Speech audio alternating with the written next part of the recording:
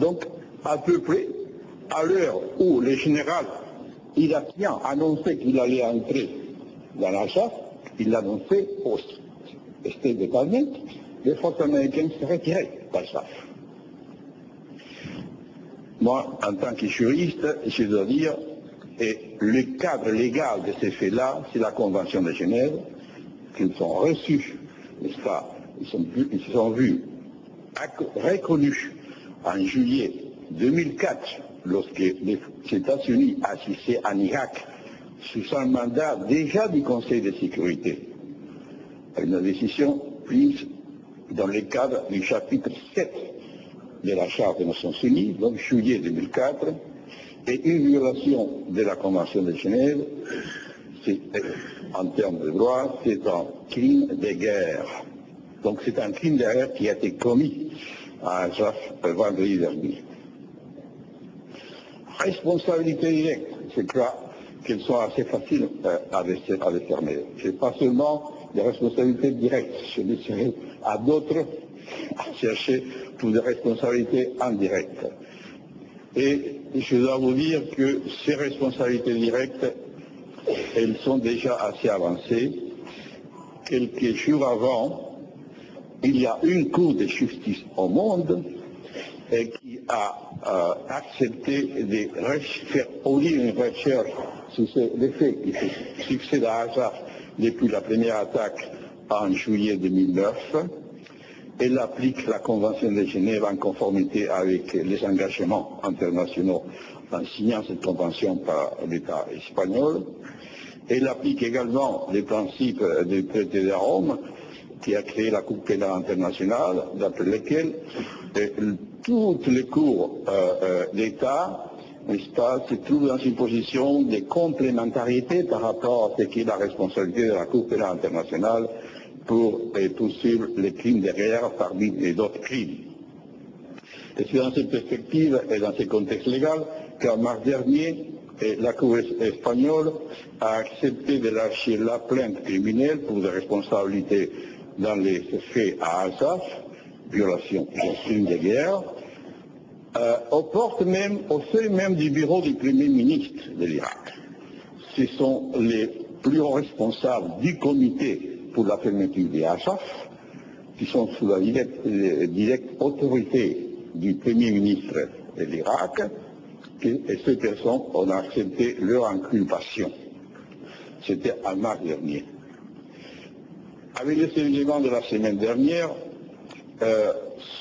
c'est bien entendu le général qui commandait ces troupes qui va se voir inculpé pour sa complicité, sa responsabilité avec des crimes de guerre qui a eu lieu, mais c'est également le Premier ministre de l'Irak. Il est protégé par l'immunité.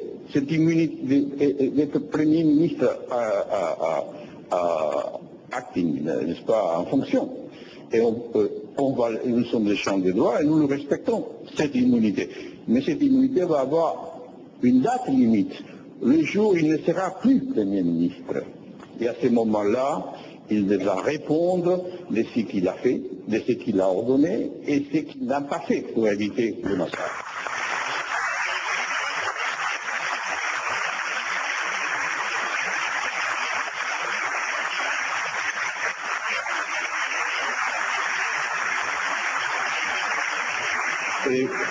Et je le dirai doucement, sans hausser la voix, c'est maintenant une question de temps que des mandats d'arrêt internationaux vont être délivrés à Interpol pour l'arrestation des personnes directement responsables du massacre de Al-Saf.